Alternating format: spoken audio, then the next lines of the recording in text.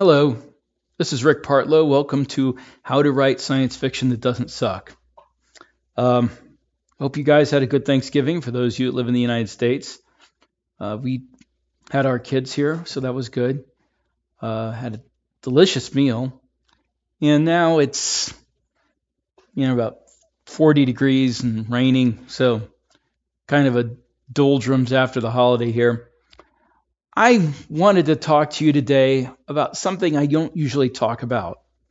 Um, I've made it clear that this video series is more about craft and business, but I've had a lot of people ask me about some business things.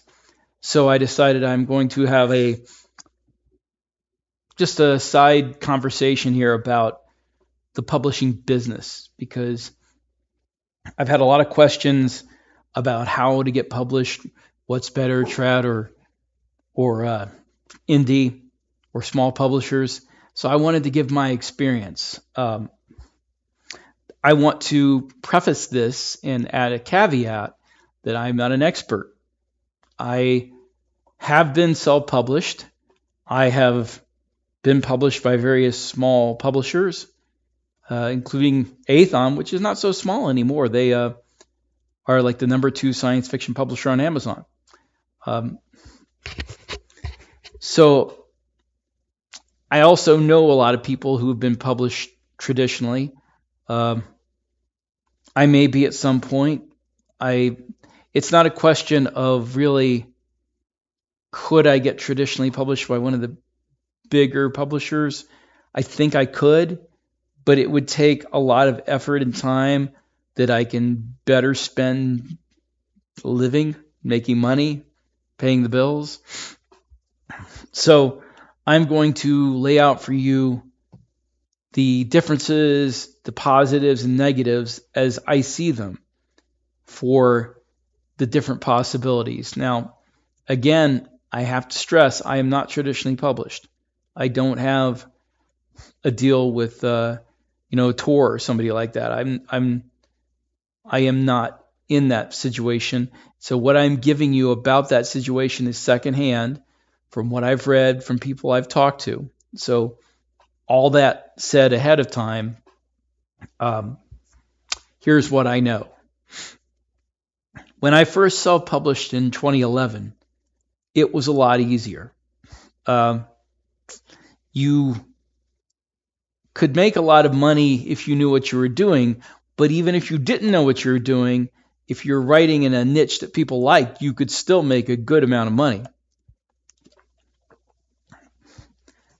That was because Kindle was new, self-publishing for Kindle was new, ebooks were new. It was a different time. It's 11 years later now. Things are not the same. And a lot of people, pardon me, I got a little bit sick at a convention and I'm still getting over it. A lot of people give advice now based on what they learned then, and that advice does not apply, which is why I honestly try to stay away from that kind of advice. But if you want to self-publish today, you are going to have to learn the business end of things a lot more than you did back then. That means you're going to have to learn marketing. You're going to have to learn how to deal with editors, cover artists, formatting. It's a lot of the business end of things, which is why I don't do that anymore. But honestly, when it comes to self-publishing your book, you're looking at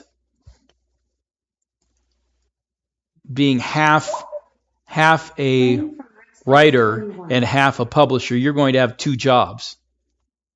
So do not think that if by self-publishing all you have to do is write the book, slap a cover on it, put it on Amazon, wait for the money to flow in, because that's not going to happen.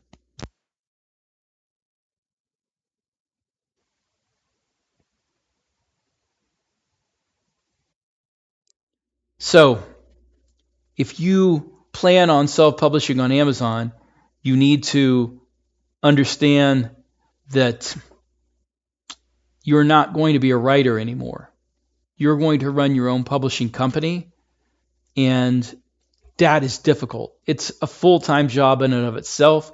So you're going to have basically two full-time jobs, writer and publisher. And if you are working a third full-time job to try to pay your bills while you start your career as an author, that's a lot of time. That's a load of time. That's a load of concentration and studying and research, and it's not going to be easy. It's a lot harder than it used to be to gain any traction. And sorry for a second ago, I have a Echo Dot in here, and it was connected to my phone, so it informed me I had a text message, and I had to shut it up, perhaps permanently. No, I'm not going to shut it up permanently. It's too handy, but I hear people talk about how they're spying on you. Maybe they are, but I have a boring life, so I don't care. If they want to find out, what YouTube channels I stream, I'll give them a list. Okay, so if you want to get into self-publishing, that is your fair warning that you can just put your book up on Amazon and hope for the best, and then you are going to sell none of them. You might get a few friends and family to buy them, but nobody will see them, because that's the difference between now and then. There are millions of books put up on Amazon by self-published authors every year, and there are the same number of readers every year. So if you do not have a following already, you are not going to get one without spending money. You will spend money. I don't care what anybody tells you. Oh, there's ways you can do it free. No, there's not. Not anymore. You try going on. Oh, for instance, say you're a science fiction writer like me, and you go find a science fiction Facebook group that's not about writing, it's about reading, and you try to plug your book on there, you will get kicked off. They don't want people to come plug their books on there. They are there for people to appreciate the books that they've read and talk about new authors. They don't want the authors to come on there and shill for themselves. When I first started, I was able to sell 30,000 copies of my first two self-published books, which had crappy covers, and I didn't have any idea how to format. I was able to do that because back then you could go on message boards and forums and I guess there was Facebook groups back then, and you could go on there and say, "Hey, I wrote a book. Go check it out," and nobody would care because there weren't that many people who wrote books who came and tried to push their stuff. So it was a lot easier. Nowadays, you're going to have to learn to market. You're going to have to use Facebook ads. You're going to have to use Amazon ads. You're going to have to use BookBub ads. It's all going to add up to a lot of money and a lot of time. So if you were going to self-publish right now, the negatives are that it will take a lot of time and effort and money to get noticed and to build a readership. You're going to have a newsletter. You're going to have to put in the time and effort and money and ads to get people signed up to that newsletter. And that's not going to be easy. You're probably going to have at least one book, not a short story, but a book that's free just to get people to sign up for your ads. And if you know how long it takes to write a book, that's a lot of effort to put into something that's going to be free. That's the downside. The upside to self-publishing is everything you already probably imagine about it. There's no gatekeeper. There is no nobody to tell you no. There's nobody to reject you. There is no agent to go through. There are no editors to have to deal with. There's nobody asking you to change your story. It's you and the public. You're directly marketing your book to the public. So you can go straight in, and if you can get people to read your book, you can get a good idea of the quality. I advise people who are not sure of their own ability as a writer to put their first efforts on Amazon. Try to market them as cheaply as possible, but a little bit to get readers, and put it up under another name, not your own name, or not the name you intend to use for the rest of your career. Put it up under another name, see what the reviews are, because you can get beta readers, but even the best beta reader is going to sugarcoat some things. But if you can get honest reviews, then you know, hey, it's pretty good, or hey, I got work to do. So that is a big advantage of self-publishing, is you get to find out whether you're a good writer or an entertaining writer without having to go through all those layers of gatekeepers and never being sure if the problem is, hey, I'm not that good of a writer, or hey, I don't know how to write a pitch letter, I don't know how to write a cover letter, I don't know how to get an agent, I don't know how to get published. Those are different problems. And if you think those are the problems, you need to find out. You need to get objective views of your writing. And getting self-publishing is a good way to do that. And who knows? Maybe you will be one of the few people that can put a book out there and without a lot of marketing, go viral and make lots of money. Probably not, but the possibility exists. Another positive of self-publishing is you control your own fate. If you want to put your book wide, that is, on other markets beside Amazon, you can. If you want to sell direct from your website, you can. If you want to,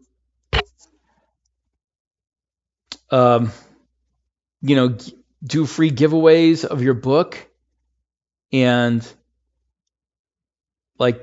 put it for free on different websites and give it away on places like BookFunnel, you can do all that. It's your book. It's your property. Nobody else has the right to it. So that is a big positive. You can put it in collections, anthologies. You can do whatever you want with it. If you put it in something like KU and or Amazon specific, I'm having a brain fart of the word. Amazon, if you're only on Amazon, if you cannot go to other publishers, then that limits some of what you can do. Although there's positives to being on KU, especially in certain genres, you make a lot of money, more money on KU than you do on sales. So that's a positive. You can make your own audiobooks. You can choose your own narrator. You can market your book to different audio companies if you want them to make it. There's a lot of positives to being in control of your IP and of your destiny, basically.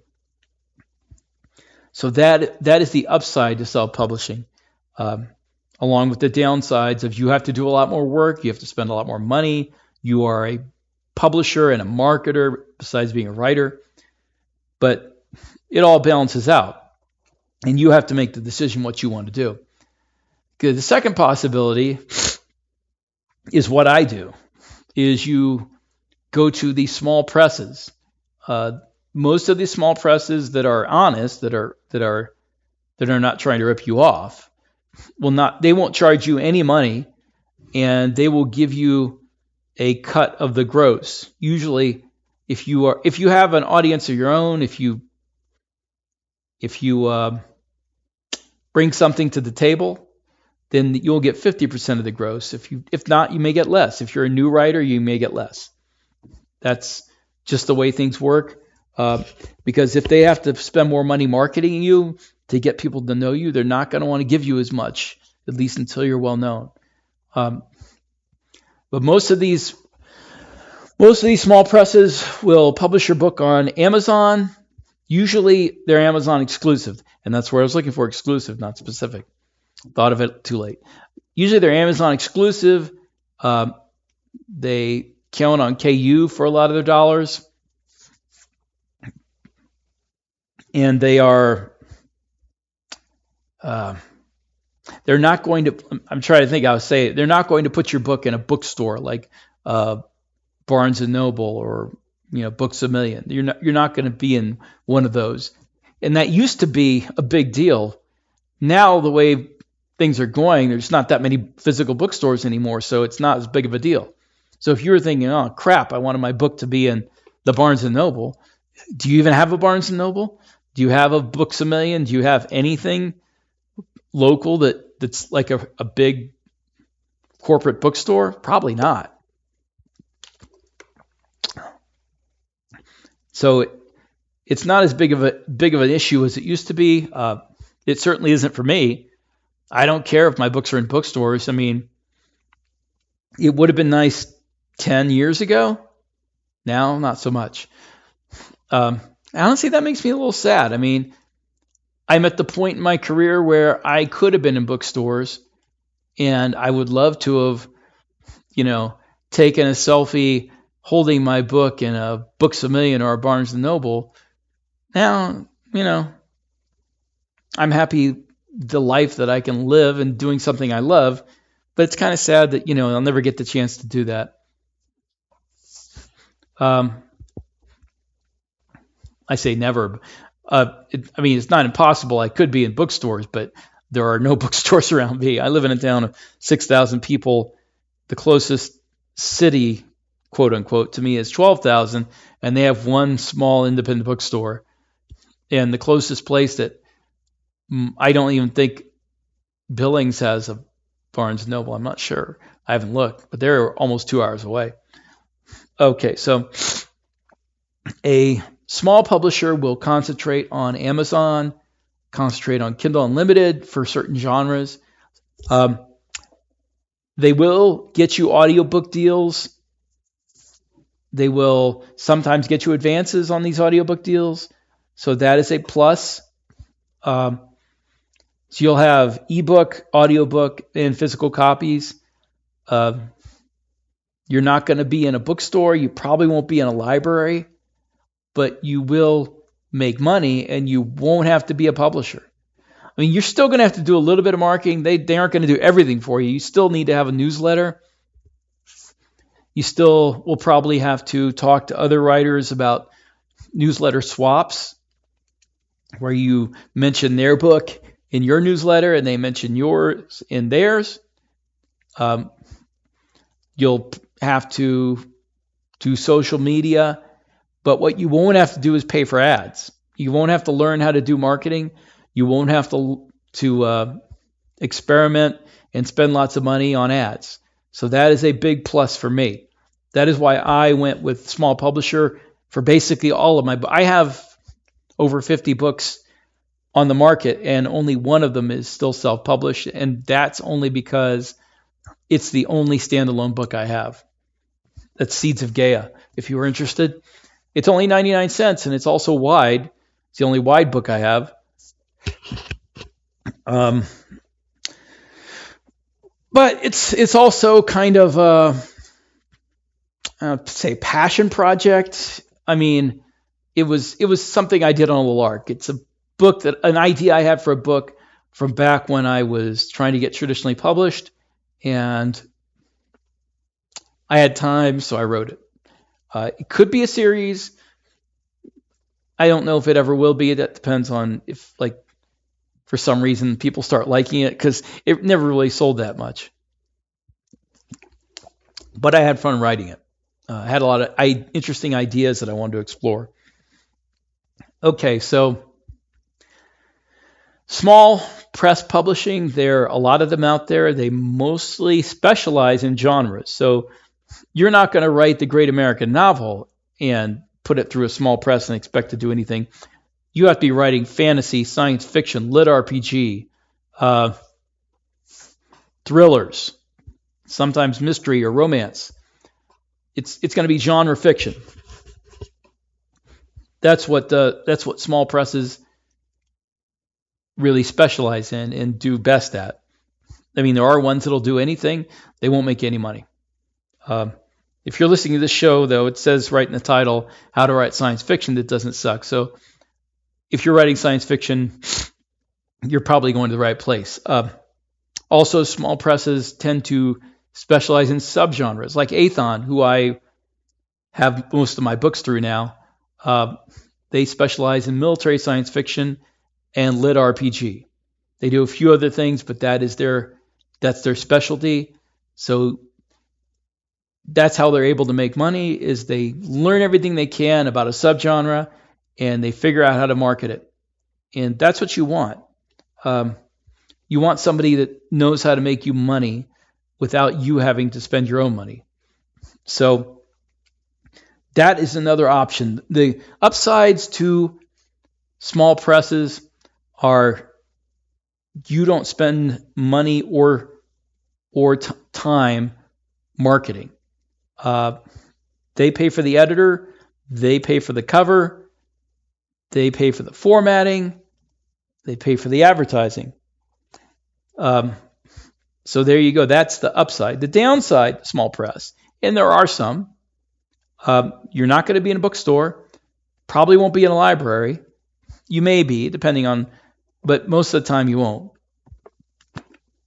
And if you want them in a library, you're probably going to have to go through those hoops yourself. You lose control of your IP. That may or may not be important to you. At the point in my career I was at, it was not important to me because I trusted and still trust Aethon. Steve and Red are great guys, and I trust them to do the right thing with my IP. What you may not run into, I mean, with yourself, if you're a small publisher, maybe you don't know if you trust them with your IP. That's something you got to consider. But you're not going to have control of it. You are not going to be able to run your own specials. You're not going to be able to include your books in collections, in box sets. You're not going to be able to do that. If you had the idea to become a USA Today bestseller by putting your book in a box set with somebody, and all your books are with a small press, well, you're not going to do that. You're not going to be able to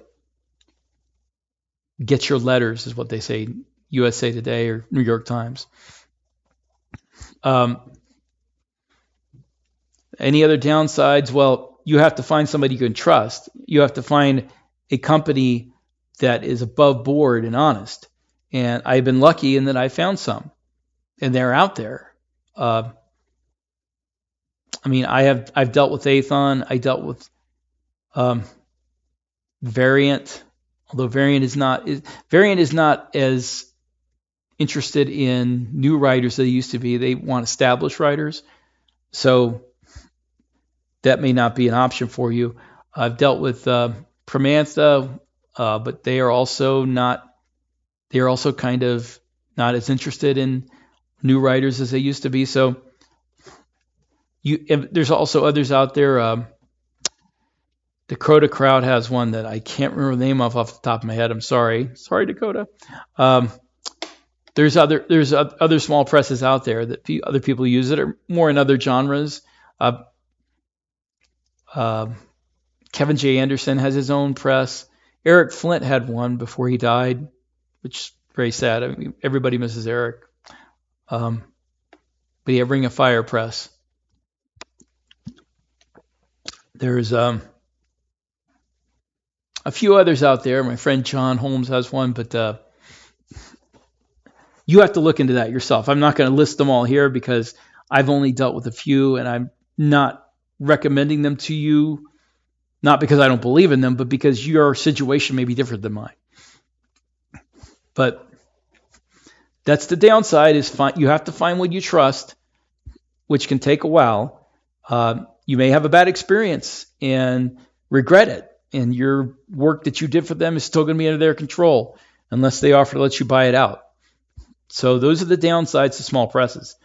You lose control. If you have a bad experience, your work is still under their control. You have to find somebody you trust. That's the biggest downside, the lack of control. And finally, there is trad publishing. This is the most difficult one to get published in. And it's also, I don't want to put this in a way that's insulting, okay? Because I know a lot of people who are trad published, and many of them make a good living off of it. But they're also the exception. The rule for trad publishing is you're not going to make that much money. And it's going to take a long time and a lot of effort, and giving control of your work over not just to somebody who will market it how they want and put it in the stores they want, but somebody who will edit it and tell you need to change this. And unlike the other options we've talked about, you will need to change it. They're not going to publish it unless you do. So this is the downside to TradPub is it takes a long time. It takes a lot of effort. You probably, I'm not going to give a percentage, but a good percentage of the people who do get trad published are not going to make much money. You can. If you're a Larry Correia or a David Weber or a John Ringo or a bunch of other names I could list of people who made lots of money and were very successful, you can be very successful. But for every one of those, there's 10 others or 50 others who had one book published and didn't make that much money and are never going to have another one published because they didn't make much money.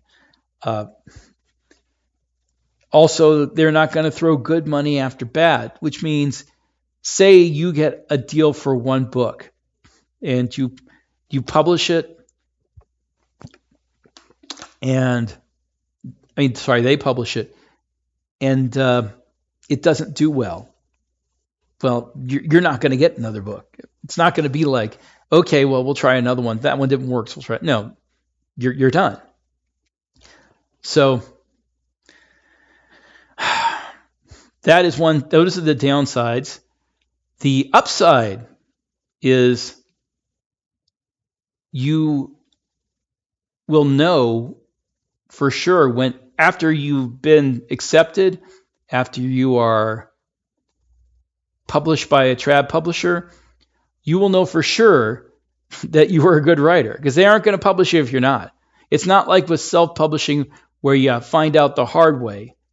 When people don't buy your book or they review it badly, you don't have to experiment. These people will tell you if you're a good or a bad writer. They also, a lot of the times, edit your books and tell you what's wrong and have you change things. And sometimes that's for the better, sometimes maybe not. That's arguable, but you will have feedback that you don't have to pay for. And that's the other positive. You don't have to pay for any of it. You don't pay for your covers, your editing, nothing like that. You won't pay for marketing, but unlike the past, you will still expected to do marketing. You will still be expected to do marketing. I can't talk. It used to be that, you turned in the manuscript, and maybe if it's successful, you go on a tour, a book tour. But nowadays, just as much as any small publisher or self-publisher, they will expect you to push your book. You will have to have a newsletter. You will have to have a social media presence. Matter of fact, your existing social media presence may be one of the reasons you get published. But they will pay for all of it. And you will have perhaps some more confidence that they know what they're doing when it comes to marketing. Also, there is the positive of your book probably will be in a bookstore. if it does well. So these are all the upsides. There's more of a, I don't know the word I want to use, like a framework, maybe. It's established. It's not as much flailing around. So if you want to try to get trad published, this is another downside, is there's several different ways you may have to go about it. For instance, Baen Books has a slush pile. You can send something in unsolicited, and they will look at it eventually. A bigger publisher will not accept an unsolicited manuscript. You have to get an agent. And finding an agent is just as time-consuming as finding a publisher. Finding an agent can take a while. A lot of them aren't taking new clients. The best ones are really hard to even get them to look at your stuff. So that is another downside, is you will have to figure out which publisher you want to go to and what methods you want to use. Because a lot of people just start out looking for an agent. And a lot of agents and publishers will tell you they don't want simultaneous submissions, but you have to do it anyway, because there's no way you can wait for them each. That would take 10 years of your life to wait for each of them to decide. So you'll just have to do it and tell them you've done it. So there you go. I mean, like I said, I'm not trad published, but I know people who are. And a lot of the people I know have made lots of money and have done very well, but they're all also good writers who have an interesting subject. One other downside to trad publishing that I did not mention. The rise of indie publishing is based on the fact that there are underserved niches in the publishing market. Military science fiction was huge in trad publishing and is still fairly big. Fantasy, epic fantasy is still fairly big, but they all want you to have a different spin on it, something original. And if you don't, unless you're already established, unless something about that book hooks them, you are not going to get a deal. They don't want you to do another version of Lord of the Rings. They don't want you to do another version of Starship Troopers. And yet, there's still hundreds of thousands of readers who want new versions of Lord of the Rings and want new versions of Starship Troopers, which is different characters, change things around, well-written book, but they want those guys in powered armor. So you are probably going to have to come up with something unusual, original, to get the attention of a trad publisher. Not in every case, but it really will help. And that may not be what you want to write. I wanted to write traditional guys in battle suits, in spaceships, fighting aliens, military science fiction, and I wrote it. And I make a living at it, and I don't know that I could have done that if I'd started this through the trad route. So there is that. But I think if you are a talented writer who has the patience and determination and probably another source of income to get you to the point where you can accomplish it, that you probably can get a trad deal. But it's going to be much tougher. It's a longer road. You may be dealing with people you don't want to deal with. I mean, depending on which company you go to. Baen is a great company. They have great people to deal with. But if you're dealing with one of the New York publishers, you may be dealing with some people you don't even want to talk to. So that's something you have to consider. But there are a lot of upsides, like I said. So that is all I'm going to say about it. I wanted to get this topic out there because a lot of people have asked me. This is not going to be a usual thing. I don't want to get into the weeds of the finances and the marketing and all the stuff that I don't know how to do that well. So this is the only one I'm going to do on this. So here you go. Enjoy it. And I will see you guys next time.